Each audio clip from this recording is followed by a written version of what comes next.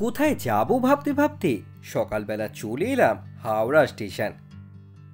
স্টেশনে এসে দেখি 6:45-এ ট্রেন ছাড়বে 9টার সময়। 2 ঘন্টা কষ্ট করে বসে থাকার পর ফাইনালি ট্রেন ছাড়লো হাওড়া স্টেশন থেকে। প্রায় দুপুর 12:30টার সময় আমাদের পৌঁছে দিল দীঘা স্টেশনে।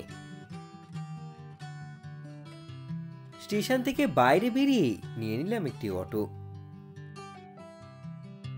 রাস্তা দিয়ে যেতে যেতে দেখতে পেলাম নির্মীয়মান জগন্নাথ দেবের মন্দিরটি।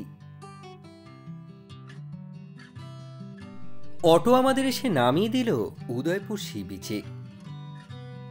ওয়েদারটা একটু খারাপ থাকায় ভিজিবিলিটিটা কম ছিল, কিন্তু খুব ভালো লাগছিল যে নিউ দীঘার ওল্ড দীঘার মতো অত ভিড় ছিল না। নিজেদের মতো খুব ভালোভাবে ঘুরতে পারছিলাম। শুধুমাত্র আকাশ পরিষ্কার না থাকায় সবকিছু কেমন ঝাপসা ঝাপসা লাগছিল। মাঝে মাঝে সূর্যি মামা দেখা দিয়ে আবার লুকিয়ে পড়ছিল, তবে সময়টা কাটছিল খুব ভালো। উদয়পুর বিচে অনেক রকম অ্যাক্টিভিটি করার সুযোগ আছে। মাত্র 150 টাকা থেকে 200 টাকার বিনিময়ে 1 ঘন্টার জন্য একটি বাইক নিয়ে বিচের মধ্যে নিজের মতো ঘোরার একটি সুযোগ আছে। আপনারা যদি চান স্পিড বোটে চেপে মাঝ সমুদ্র যেতে পারবেন, তবে প্রথমেই বলে রাখি স্পিড বোটের ভাড়াটা কিন্তু ডায়নামিক। সিজনের সময় এটি বেড়ে যায়, আবার অফ সিজনের সময় একটি কমেও যায়।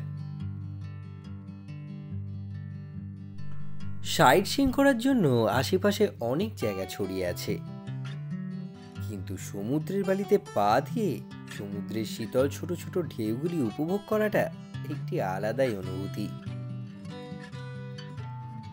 নির্জন সমুদ্র সৈকতে আপনার পছন্দের মানুষের সঙ্গে এইভাবে সময় কাটালে আমি গ্যারেন্টি দিচ্ছি সাইট সিইং করতে আর ইচ্ছা করবে না। সমুদ্রে শান্ত শীতল ঢেউগুলি উপভোগ করতে করতে চলে এলাম সমুদ্রের ধারে অবস্থিত ঝাউবনের ভিতরে। এই নির্জন ঝাউবন আর নানান পাখির আওয়াজ আপনার সকালটাকে খুব সুন্দর করে তুলবে, তার আর সন্দেহ নেই। এই ঝাউবনে ঘুরতে ঘুরতে হঠাৎ খুব জানার ইচ্ছা হলো, আচ্ছা এই দীঘা সর্বপ্রথম কে আবিষ্কার করেছিল? তাহলে চলুন শুনে নিই এই দীঘার ইতিহাস। আগে দীঘাকে নাকি প্রাচ্যের ব্রাইটেন বলা হতো। অন্তত ওয়ারেন হেস্টিংস এবং ব্রিটিশরা দীঘাকে এমনই একটি মর্যাদাপূর্ণ নাম দিয়েছিল। দীঘা মূলত বারিকুল নামে পরিচিত ছিল, যার অর্থ একটি ছোট মাছ ধরার গ্রাম। 18 শতকের শেষের দিকে ব্রিটিশরা এটি আবিষ্কার করেছিল। সেই সময় চাকলা মেদিনীপুর 54 পরগনায় বিভক্ত ছিল এবং বীরকুল ছিল তাদেরই মধ্যে একটি।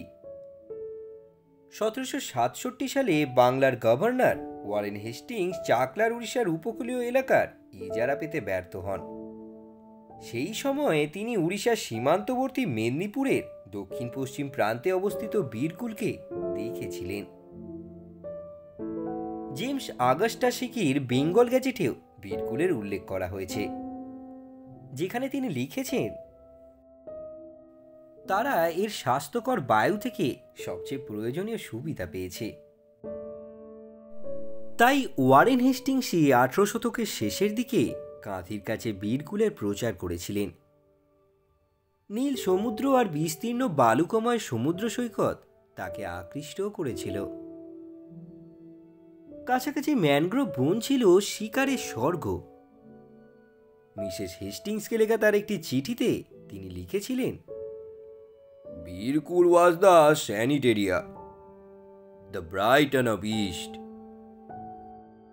হেস্টিংস বীরকুলে একটি বাংলো তৈরি করেছিলেন, কিন্তু তারপরে ইউরোপীয় অভিযাত্রা সমুদ্র সৈকত রিসোর্টে খুব বেশি আগ্রহ দেখায়নি, মূলত কারণ উপযুক্ত রাস্তা না থাকায় এবং বাংলার অসংখ্য জলাশয়ের উপর দিয়ে রিকেট ব্রিজ পার হওয়ার কারণে এই স্থানে যাতায়াত খুবই কঠিন এবং ক্লান্তিকর ছিল।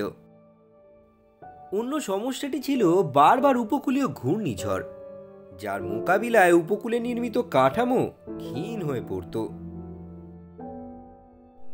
পরবর্তীতে পশ্চিমবঙ্গের প্রথম মুখ্যমন্ত্রী ডক্টর বিধানচন্দ্র রায় গ্রামের উন্নয়নের সিদ্ধান্ত নেন।